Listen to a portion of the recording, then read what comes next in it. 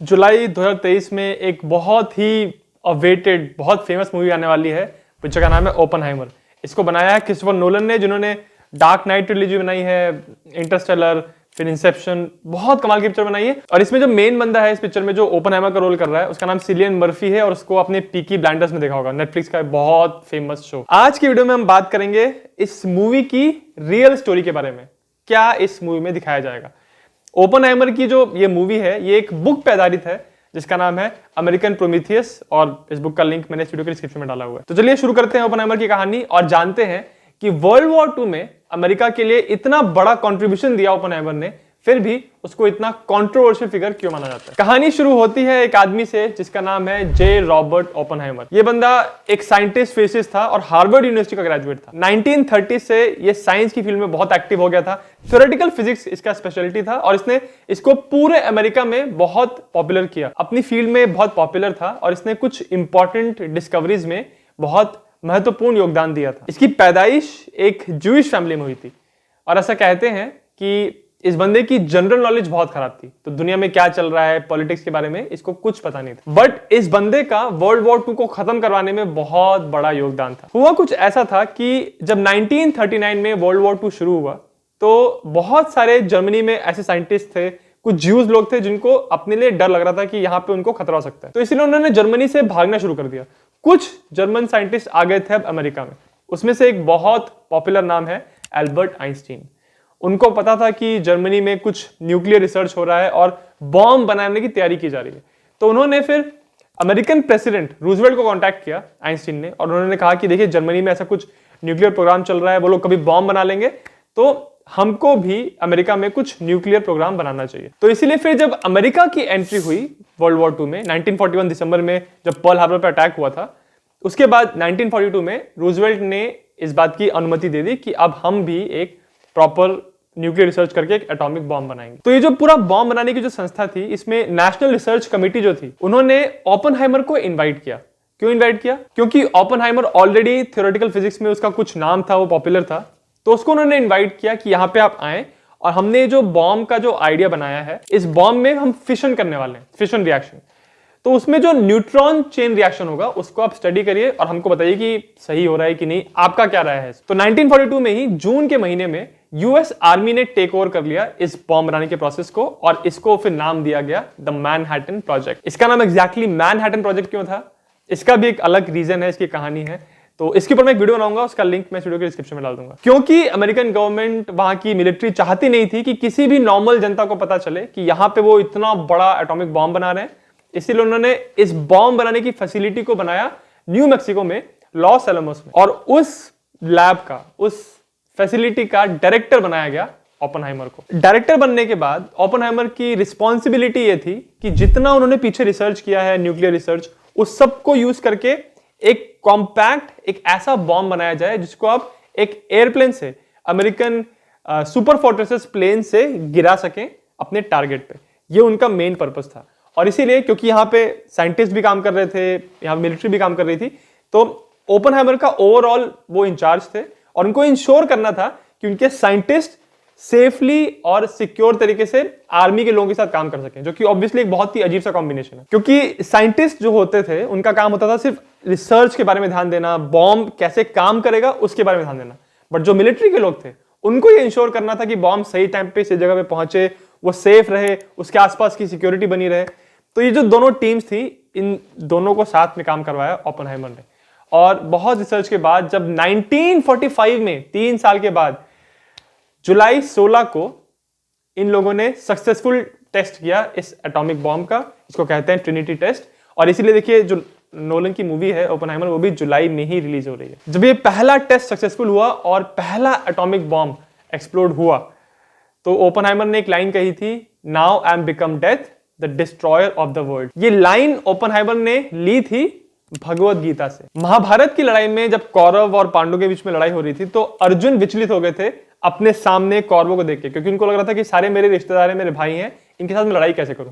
तो उस समय उनको समझाने के लिए उनके सारथी श्री कृष्ण ने उनको कुछ ज्ञान दिया था। उन्हीं ज्ञान की बातों में एक चीज कृष्ण जी ने यह भी कही थी कि वो डिस्ट्रॉयर ऑफ द वर्ल्ड्स हैं और वो ही डिसाइड करते हैं कि कब दुनिया बनेगी और कब खत्म होगी। और उसी लाइन को ओपनहाइमर ने यहां पे कोट किया जब उन्होंने पहली बार इस एटॉमिक बॉम्ब को डेटोनेट किया। तो क्योंकि ओपनहाइमर जानता था कि ये ऐसा बॉम्ब है जो पूरे पूरे शहरों को तबाह कर सकता है। और उसके बाद ओपनहाइमर ने ये लाइन इंटरव्यूज में भी कही थी, इसलिए ये लाइन बहुत पॉपुलर है। बहरहाल 1945 जुलाई 16 को जब ये टेस्ट कंप्लीट हुआ तो अमेरिकन प्रेसिडेंट थे हैरी ट्रूमन, क्योंकि रूजवेल्ट की डेथ हो चुकी थी। और हैरी ट्रूमन समय अमेरिका में थे भी नहीं, वो समय थे यूरोप में। यूरोप में इसलिए थे क्योंकि वर्ल्ड वॉर 2 जो यूरोप में था वो खत्म हो चुका था, जर्मनी की हार हो चुकी थी और तीनों जो बड़े एलाइड लीडर्स थे, यानी अमेरिका के ट्रूमन, सोवियत यूनियन के स्टालिन और ब्रिटेन के चर्चिल और क्लीमेंट एटली, ये लोग अब पोट्सडैम कॉन्फ्रेंस जर्मनी में इन्होंने मुलाकात की थी ये डिसाइड करने के लिए कि जर्मनी के साथ अब क्या किया जाएगा जब उनकी लड़ाई खत्म हो चुकी है तो, और जर्मनी को कैसे एडमिनिस्टर करेंगे, पोलैंड का क्या होगा, जापान के साथ कैसे डील करना है, ये सारी वो लोग बातें कर रहे थे। तो इसी कॉन्फ्रेंस के अंदर उन्होंने एक पोट्सडैम डिक्लेरेशन किया 16 जुलाई को ही टेस्ट के बाद।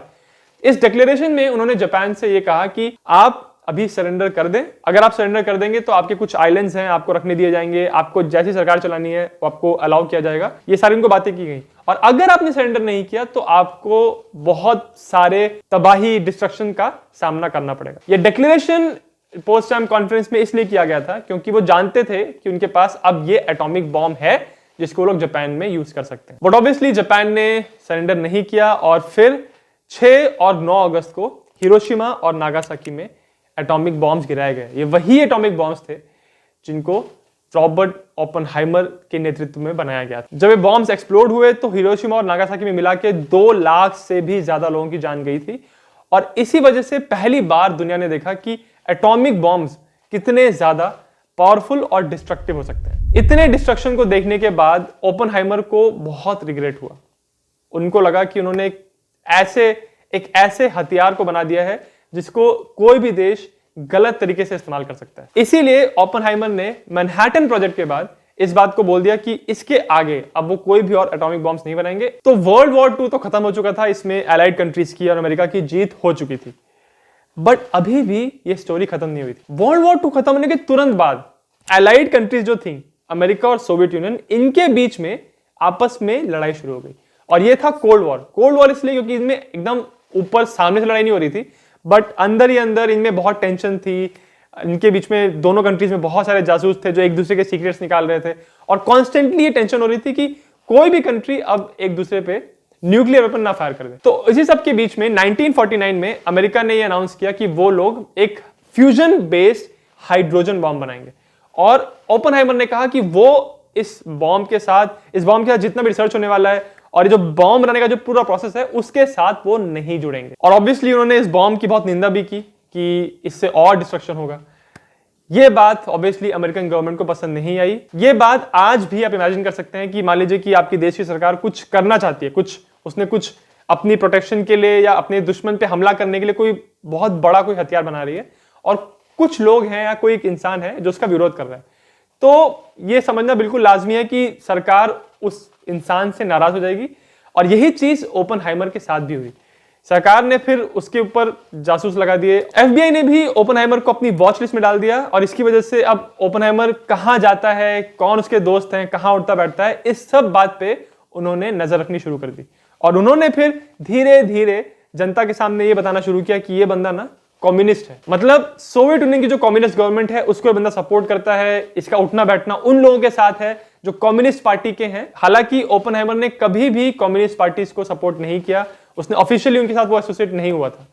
बट कुछ ऐसी चैरिटीज थी या कुछ ऐसे ऑर्गेनाइजेशंस थे जिनके साथ ओपनहाइमर जुड़ा हुआ था, जिनको ऐसा मानना जाता था कि इनकी फिलॉसफीज बहुत लेफ्ट वाली हैं। तो इसीलिए फिर ऐसा लोगों के सामने लाया जाने लगा कि ये बंदा कम्युनिस्ट है और ये अपने देश के खिलाफ ही गद्दारी कर रहा है। तो और कॉन्स्टेंटली क्योंकि ओपनहाइमर जितने भी बॉम्ब्स, न्यूक्लियर रिसर्च होने वाला था और जितने भी एटॉमिक बॉम्ब्स बन रहे थे उनके खिलाफ था लगातार ओपनहाइमर। इसीलिए फिर कुछ सालों के बाद अमेरिकन गवर्नमेंट ने 1954 में एक इंक्वायरी कमीशन बैठाया इस बात की जांच पड़ताल करने के लिए कि ये आदमी जो इतना इंपॉर्टेंट रहा है अमेरिका के न्यूक्लियर रिसर्च के प्रोग्राम में, अगर वो बंदा गद्दार है तो बहुत बड़ी गड़बड़ हो सकती है। इस इंक्वायरी में यह पता करना था कि क्या ये बंदा सच में गद्दार है और क्या ये बंदा कम्युनिस्ट है, कम्युनिस्ट लोगों को सपोर्ट करता है। इस इंक्वायरी में ओपनहाइमर ने खुद इस बात को माना कि हाँ उसके कुछ दोस्त हैं जो ऐसी एक्टिविटीज करते हैं जो कम्युनिस्ट पार्टी से जुड़ी हुई हैं, बट वो खुद कम्युनिस्ट नहीं है, वो कभी भी कम्युनिस्ट नहीं था, वो एक सच्चा देशभक्त है, अमेरिकन है। हालांकि इस इंक्वायरी के बाद उसको देशद्रोही या गद्दार तो नहीं पाया गया, बट ये जरूर देखा गया क्योंकि इस बंदे के एसोसिएशंस थे कम्युनिस्ट लोगों के साथ, इसीलिए इसकी जितनी भी गवर्नमेंट पोजीशन थी उससे इसको दूर कर दिया गया, इसकी पोजीशन छीन ली गई और इसका जो सिक्योरिटी क्लियरेंस था वो भी इससे ले लिया गया। बट इस पूरे प्रोसेस में ओपेनहाइमर को जनता का बहुत सपोर्ट मिला और साइंटिफिक कम्युनिटीज में इसीलिए ओपेनहाइमर को बहुत हीरो की तरह माना जाता है। ओपेनहाइमर बहुत हैवी स्मोकिंग करता था, इसीलिए 1967 में थ्रोट कैंसर से उसकी डेथ हो गई। ये तो मैंने आपको इस बंदे की कहानी बहुत शॉर्ट में बताई, बट जे रॉबर्ट ओपेनहाइमर एक बहुत ही फिनोमिनल इंसान था। इसकी लाइफ बहुत ही अमेजिंग रही, बहुत ही इंटरेस्टिंग, और इसी वजह से इसकी जो बुक लिखी गई है इसकी लाइफ के ऊपर, अमेरिकन प्रोमीथियस, उस बुक के ऊपर नोलन ने मूवी बनाई है ओपेनहाइमर, जो कि अब जुलाई 2023 में रिलीज हो रही है। ये जो बुक है, इस बुक को अगर आपको पढ़ना है तो उसका लिंक इस वीडियो के डिस्क्रिप्शन में है। और कैसे अमेरिका ने ये हिरोशिमा और नागासाकी पे बॉम्ब्स गिरा के कैसे वर्ल्ड वॉर 2 में जापान को हराया, उसके ऊपर मैंने वीडियो बनाया है। और अगर आपको पूरे वर्ल्ड वॉर 2 के बारे में डिटेल में जानना है कि कैसे लड़ाई की शुरुआत हुई और कैसे वर्ल्ड वॉर 2 खत्म हुआ, तो उसके ऊपर मैंने एक डिटेल्ड प्लेलिस्ट, एक सीरीज बनाई है, एपिसोड 1, 2, 3, 4 करके। उसका भी लिंक आपको इस वीडियो के डिस्क्रिप्शन में मिल जाएगा। अगर आपको वीडियो अच्छा लगा तो मेरे चैनल जिज्ञासिम को सब्सक्राइब जरूर करें।